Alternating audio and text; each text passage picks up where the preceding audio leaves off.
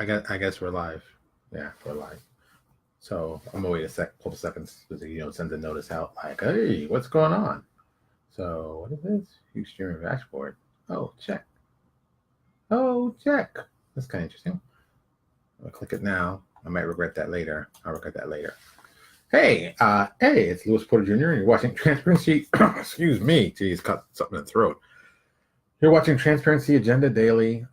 Yeah, it's late afternoon Friday. I know you're like, well, what are you doing here on late afternoon Friday? This isn't your normal time. I'm like, yeah, I know it's not my normal time, but I'm doing something different. I'm moving some stuff around too because I'm shooting in my bedroom, of course. Throwback time. I was off work. I'm off work till Wednesday, so I'm on my own personal vacation. So since I'm on my own little personal vacation, I decided to do something kind of cool. I'm checking this thing out too. I'm moving stuff around. So I'm checking out my ads because I told you I was going to be running ads at Gen Con, and I know a lot of you are like, ooh, let's see how they're doing. What's going on? Let's see. Hey, Danny, what's going on? So, can I share it with you? I think I need the app for that. Oh, well. Okay. So, as of right now, did I refresh this page? Yeah. Oh, it's in review now. Okay. So, since I started this morning at 9 a.m. and now it's almost 5, 8 hours, we've had 2,171 impressions, and we reached 2,018 with a result of 11 clicks. And it's like, well, that's not a great result. Those numbers are not what I wanted, but they kind of fall in line with what they're supposed to be. Frequency is 1.08, so at least one person has seen it per. Got 11 clicks still, and I've spent so far $23.01. So that's like what's the exact 209 per click, which is not a great number unless they buy something. So that's it. But once again, the numbers are kind of interesting. I wanted to see where it's going to go. So then I changed it. So about 10 minutes, 15 minutes ago, well, maybe 30 minutes ago, I was hanging out. I reduced the radius. Initially, I had it at 5 miles out. I don't care about that right now. I don't care about the right. Some other stuff there. So I initially had it at 5 miles out. Now I have it at 3 miles out. So I'm kind of wondering what we're going to see. Are we going to see something a little more compact? We're going to see better numbers. It's kind of interesting. I mean, this is a part of stuff that we don't talk about. A lot of people are like, "Oh, well, how much money are you looking to spend?" Well, like I told you, I'm looking to spend $250. I may not spend the full $250. I might actually put the ad on pause at midnight because there's no need to send it out filtering through midnight to like 6 a.m. So I don't think the numbers will be there. And remember, this is going to be hitting at Gen Con. So between the hours of 12 midnight to 7, 8 in the morning, I might want to wait on that. I don't think there's a need to spend that kind of money in those locations. That I don't think we'll be doing as well as typical stuff. I mean, that is my own personal opinion. There's like 6 billion things going on here. So I'm doing like 6 billion things. Hey, Danny. Hey, Michael. Hey, other Michael. You see how it works, 2 Michaels. So what I've seen so far for the 20 some odd dollars, I got 11 people who clicked on the ad to go. Was that a good purchase? I don't know. Will these people become fans? Will these people be the people that give me money? I don't know. But also, once again, 2,000 people got an impression of the ad going through, and it's only been, 8 hours. Can I get anywhere between 7? Hey, Lucas. The other Lucas, not my Lucas. I mean, can we get like 7 to maybe 8,000 per day? 24,000? I thought 30. I could still get to 30. I mean, maybe 20, maybe 25 is the number. But 25,000 people seeing an ad isn't a bad thing. I'm hoping they can see it more or often so they can get a little more repeat and a little more. Oh, I've seen this ad because you got to see. If you all, that's right. Some people don't know. The marketing. Hey, Edward, Mr. Mac. What is it like? You have to see the ad roughly 27 times to have it register. You'll see it 9 times, like you'll see it, but it won't register. And then you got to see each 9 times you see it. You got to see it 3 times, and each time you see it, you got to see that will register as 1 time. So you need to watch it 27 times to have it register for being 1 time, which is weird when you think about it. But that's just how your brain works. So, I might have to do this ad over and over and over and over and over and over and over, so people realize, oh yeah, I remember that ad, and that's that's how advertising works. So that's where we are kind of with that now today. Oh, also, because I wanted to, since I bought this today, so I found this at Five Below. If you don't know what Five Below is a store that sells everything $5 and below. I love going to Five Below with Lucas because I'm cheap, and I think it's amazing to do cool things you can do with your child that are cheap. You know, single parent, try to kind of save any kind of money I can because you know college is going to be expensive in the future. I've heard. I mean, you know, that's that free college, but I don't think that's happening anytime soon. So until that happens, I better start saving money on fun stuff. So I make good choices of stuff. So one of the things I picked up was this whole Star Wars Stormtroopers Beyond the Armor, and it looks like the combination like I mean, boom. It's history. I know you're not gonna see all this. Plus the clone stuff. Plus there's tons of images and just a lot of cool stuff. And you know, hey man, I think the Stormtroopers are one of those definitely iconic figures in the world. Oh, look at that! I didn't see that. In the history of sci-fi, John Boyega does a little forward. That's always kind of nice, you know. So, you know, how they did it, everything, you know, what it means. Oh, there's a big envelope in the back. Enclosed. The Kenner Stormtrooper. Oh, you see, for $5, this is pretty awesome. I can't front, man. Whoever, I mean, once again, I do like the Stormtrooper armor, I always have. My Stormtrooper would be like a little cooler. There's a, what was it? Star Wars, when they were with the WotC, did a piece of like the 10 top bad guys. And Ramon Perez did the art for it. And one of them that always blew my mind was a guy called Stormtrooper X. Typical Stormtrooper helmet. Rest of it was like Han Solo-ish, you know, that kind of garb. It had a big X on this Stormtrooper helmet. And this guy wore this thing. He's a big terrorist and da da da. But I love this. It was very simple. It's a very simple way to do it. Very visually cool and just a cool idea. I thought it was brilliant. I mean, I don't know everything about that, but I thought it was a brilliant way to handle that part of like, hey, we're going to do this and you're going to like it. It'll be kind of cool. So I dug it. I dugs it. Yeah. Oh, also, I guess I have to announce, everybody knows. So the playtest for second edition Pathfinder came out. And, you know, visually, I will say this, and I think people who are graphic designers might get this better than most people. It very much looks like a video game laid out design. It's very, very user interface, UX, user experience. I'm just like, I don't know if that's the way to go with paper. I mean, gaming isn't video games. They're not the same. They're physically not the same. They do similar things. And a lot of stuff from tabletop gaming has gone into video games works very well. Organized play, you know, that whole thing connecting. And I think that works well. But I don't know if the aesthetic of video games translates well to role playing as well as I think that people want it to. I mean, you can license your idea and make video games out of it. Yeah, that's easy. I'd rather pay $40K on a video game than $40K in real life, but it's way too expensive. And I enjoy it. You know, it's like, and I can enjoy it just the same. If you could pick armies, and I would pay that. I don't know if they do that yet. I think they still haven't really done that yet, which would be kind of weird. I think like that would be an obvious one. Oh yes, build your armies, get all these custom things. That's got it written all over it. So I don't know why it hasn't been done. If it has been done, someone let me know. I don't know. Put it in the comments below. So yeah, it's all up to whoever, whatever. I don't know. I'm not getting involved with that. I'm just trying to relax and chill. Just remember, I'm on vacation. So yeah, this is kind of cool to me. On vacation, checking out stuff, getting some information, putting it out there. But yeah, so yeah, the book. If you happen to be at Five Below, you know, once in a while, Five Below does some pretty cool stuff. I can't even front on that. And I found this in my bookshelf. I know I talked about this before, but I found this in my bookshelf. I was just like, oh look, this is kind of cool.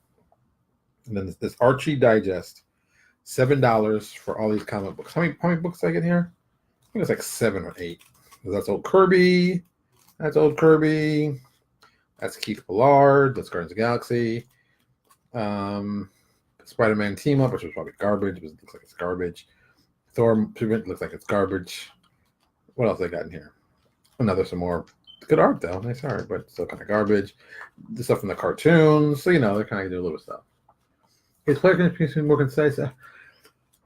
You know, I don't think concise is the right word to talk about player creation. I've heard some people really like it, some people really hate it. I'm getting, two kind of extremes, and I don't know where I am on it. I can't give you a positive yay or nay. I'm going to be supporting. I'll be supporting it, of course, as a business person, so like that. But that doesn't mean I might be playing it for my own personal game.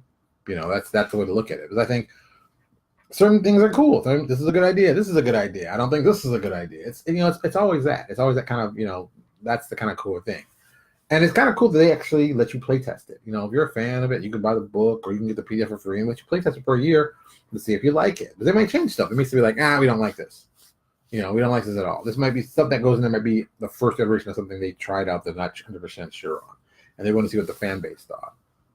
So, I don't know. I think there'll always be people that play the older version. I think there'll always be people that play the new version. I think people want new versions of things every so on. Because they go bloat and stuff like that, which I think is the dumbest thing ever. And this is why, people want a system that plays awesome, but they want new stuff for the system. And then they assume that there won't be bloat. And it's like, there's always going to be bloat. As long as the creative people writing this game, there'll always be stuff we can add to it to make it bigger and bigger. It's harder to, start out streamlined and not get bloated because it's just, you add more stuff. And Paizo's kind of in that weird position of, they release so much content. They have to just put stuff out. They've got to put it out. It's got to come out. So with that, there has to be a reason for you to buy it. And if the reason for you to buy it is to get more cool stuff, well, then congratulations, you've just created bloat. You can't cry about bloat and then push it at the same time. I'm a big believer. You should have access to things to do any way you want. You should make things like toolkits, and they work like this. People are going to scavenge what they need to make the character they want to make. Is it official? Is it not official? I don't fall for that whole thing. Third-party guys will be doing something crazy. I'm sure I'll be, talking to them about that after this. So not this, but Gen Con. I think it'll be interesting. And even today, I was thinking about how would I redefine New Exodus for second edition? Because we just put a book out a couple years ago, so I was like, I don't think we should try to put another book out on something we just put out, and we still have new content coming out. I have one more project I got to send Jeff Lee to run his 3 projects that we have for New Exodus coming out, and it's all for first edition. I'm sure we're going to keep putting it out, and we're going to probably put out stuff in first edition. Continuing. We have our Kickstarter coming in 15 days. It's going to be 14 days. It's going to be first edition, and if we get pretty high on the thing, we'll convert it to second edition. We're also setting to convert it to 5e. I've kind of taken the personal mindset of is adventures are adventures. The mechanics that play them are the mechanics that play them. Just make a cool adventure, set things up in the adventure. You can do stuff, and then boom, here's the mechanical version for 5e. Here's the mechanical version for Pathfinder first edition. Here's a setup for second edition. And that's it. Because if the story's a story and that's the things you're playing for, then it doesn't matter what rules that you use. That's why so many people are doing these cross-genre books. Which at first I was like, I don't know, but now that I'm getting into it, I'm like, maybe it might be a good idea. I don't know. Cross-genre books seem to work. People seem to want them. So why shouldn't I, give people what they want? Someone will. Why not me?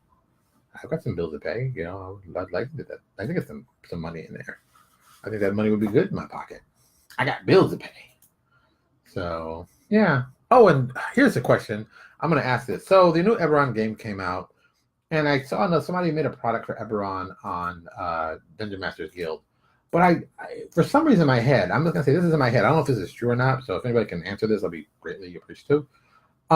Is Eberron now open? You can use and make products for it? Because I'm like, okay, I get it. It sounds mighty interesting. I think it'll do well.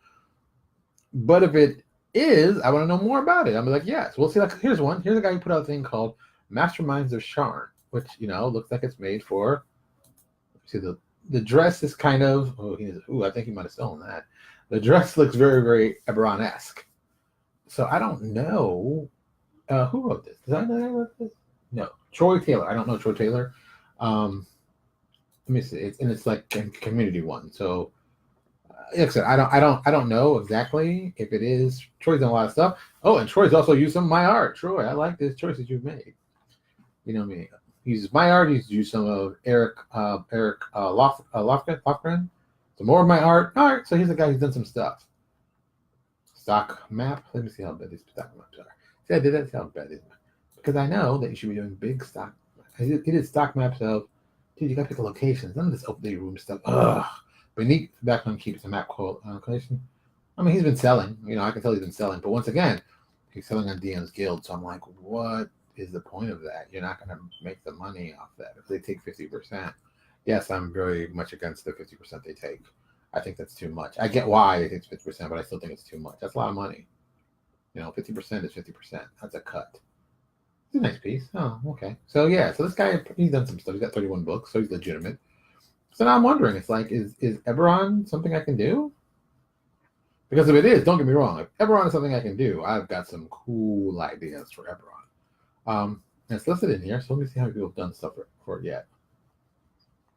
Okay, most of the stuff is encounters, insurance. Yeah, that looks like is that D&D or is that See, I don't even know. I don't even know if stuff is. Because I kept thinking like, well, maybe bring some stuff from New Exodus into this. But it's like, oh, then you get to use my stuff, for New Exodus. And I'm like, oh, I mean, I have to rename stuff. But I don't know if I want to do that too. So it's one of those situations. It's one of those situations. So yeah, I guess you can do stuff for Eberron. I guess I was thinking that Eberron was separate, like it was something different. But it looks like it isn't. Yeah, it's thinking on sale for the 23rd. Who's this from? Some people I've never heard of. I don't know anybody on this list. I've never heard of them. That doesn't mean it's good. They use some of that good art they give you. Okay, that's another thing I do. I gotta admit, I did like about watching this whole thing. Giving out the artwork, like I think that's a brilliant idea. To keep the quality of the artwork. Here's somebody's got to get copper, and they've got a lot. It's called the Cronenberg Chronicles, the Zendrick Advisory. I don't know if I like the name of that, but he put some stuff out. Looks good. Looks interesting. Eberron Warforged Revisited. Oh, this got 2 stars though. Oh, sorry, 3 ratings, 2.5. That's never what you want to hear. No one actually talked about the review. They just gave it like stars. That's what they did. One person gave a 5. 2 people gave 1s. So how good is it really? I have no idea. And it's pay what you want, so I don't know what's going on with that. So God only knows. All right. So yeah, there's lots of stuff going on. There's lots of cool Eberron stuff going on. Yeah, I mean the guy keeps using that art, so I guess you can use that art. And the silver got the threat dispatch. This was just monsters. The first Cronenberg conversation was the 86 bestiary. Yeah, that means he had that stuff and he just converted it and put it out there. But this is pay what you want to. It's already silver, which is I'm always like, pay what you want silver. Does that really mean you made some money? So here's one. Fiddlebender's Guide to Airships. Oh, that sounds interesting. See, that's a good piece to do. Charges $8. He's at silver already. Okay, smart thing. Let me check out his full chip. See, I wasn't even planning to look at this. I was like, all right, DM's Guild, airships. It's professional laid out. At least he spent some time on it. At least it looks professional. He's trying, so I respect that. I respect at least that the hustle is there. But yeah, it's weird, man. It's weird. This whole DM's Guild. I think it's really weird. I don't. It's like another appendage to one bookshelf, and I don't know. Some people say it works very well. Some people say they make a lot of money. I don't know what that even means. Honestly, I'm not gonna lie, because I don't know if people are legitimately making money or they just think they're making money. Because you can easily get reviews up here and be like, "Oh yeah, I'm making money," and at 50%, even for myself, I'm just talking just purely for myself. Here's one guy. This one's been released very soon. It's released on August 2nd. And so I got 3 reviews. So I'm like, is that legitimate? Well, people wrote stuff. Looks like a lot of fun to play into the. Okay, so some people actually wrote reviews. I mean, one's 1 sentence, the other one's like 3 sentences. But at least they picked it up and reviewed it. I got to give them that kind of respect. I mean, geez, come on. Most people don't even do that little. So, yeah, I'm not sure about this whole Eberron thing. I will say this. My goal is to make more money in gaming than do the substitute teacher. Look, I think it's possible. I don't think that's asking a lot. I think that's very reasonable. Okay, look, I'll describe it like this. Based on the sales I did just recently when I was selling all my Pathfinder stuff bulk and looking at the numbers as they came in, I think it is a possibility. I'm gonna use words like possibility and stuff like that, so it's vague, but I'll give you some numbers too. I think it's possible to generate $5,000 a month selling online as a PDF. I think that is possible. Probable? Possible, yes. Definitely possible. I think it's possible to make $2,000. I think it's very possible. Probable? Yeah, it's very probable. I think if you have enough content coming out and enough stuff focus, you can do that. And I would say that, I'm talking about, I'm talking about take-home money, not what you generated. Because, prime example, if you looked at my numbers, the numbers we get, whatever we sell, we only probably get 50% back to us. And people are like, well, I thought you got the 65. Yeah, because I do so much work with other guys, they take a larger percentage. They bring down my whole as a whole. So roughly about 55% of the money that I generate from all my sales comes to me. The remaining, 40 to 55 or 50 goes back to RPG Now and all my freelancers and stuff like that. So, you got to remember, if I sell a image portfolio one that's done with another artist, it's to sell for $8. I only get 80 cents out of that. 80 cents. You mean to pay the people who do the work? Yeah, they do the work for me, but I still got to lay it out. It's not like I just put it up there free. It's like, you got to make it look pretty. So there's money involved. Do I think that people can make a living and get real money? Yeah, I think it's possible. I think it's very possible. We have guys right now who freelance for us that do, and that's all they do is freelance. I think that if you structure it correctly, you can make a decent amount of money for yourself. You can make a decent amount of money for yourself and not as work that hard. I'm kind of at that point right now. Anything product I sell that's new, that's great, but I sell a lot of old product because there's just so much. There's so much old stuff I have, and it's gonna sell. I know. I figured it out a couple days ago. Based on the stuff I have and based on the stuff I sell, the money generated, how much I earn per product that I sell. So it's one of those things that like, and I saw a number, I was like, oh, that's a lot lower than I thought it was going to be. But at the realization, I was like, well, I sell a lot of products at a low price, so yeah, that number kind of fits. So for me, being the smart guy, goes, okay, what's the best way to make more money? I got to sell more, so I've got to open myself up to things that I wouldn't normally do and be like, let's start making 5e products. Let's start making traveler stuff. Let's start doing stock art. Let's start doing stock ships. Stuff like that people are not doing. There's no niche for. I'm trying to jump in those niches and build those niches out. There's no one doing fantasy-based stock ships except for me. And there's tons of guys I know who'd be great at it. There's the guys over at Zero Hour. They do great sci-fi ships. I'm still amazed they don't sell those things as stock art for people. I'm like, yes, you got a big map, it's beautiful, but if they said, we're going to sell some of this for stock art, they would make a ton of money.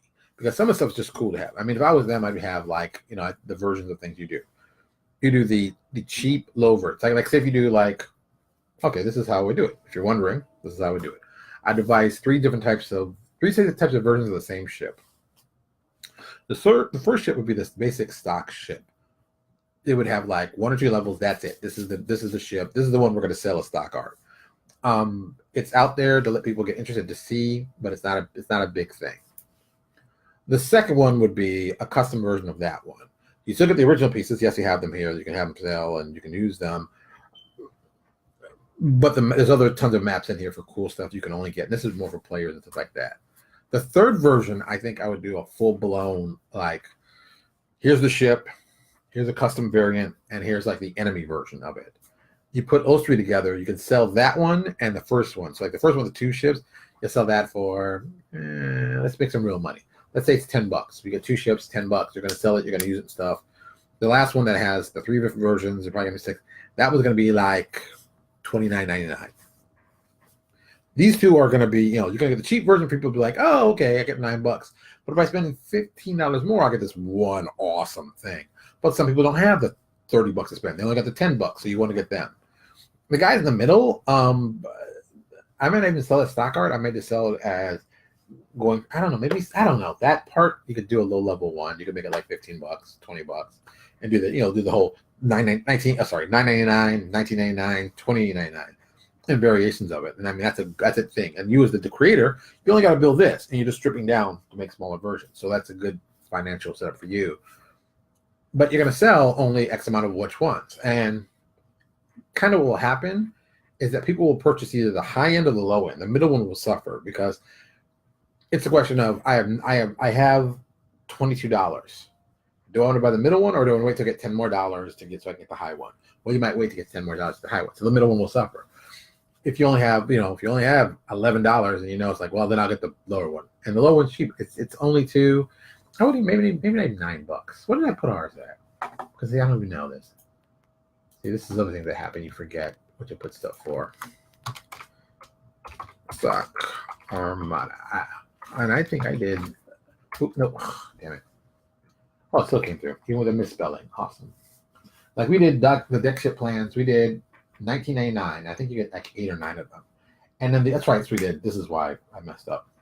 And then we did the free sampling, the one ship. We gave that one away for pay what you want.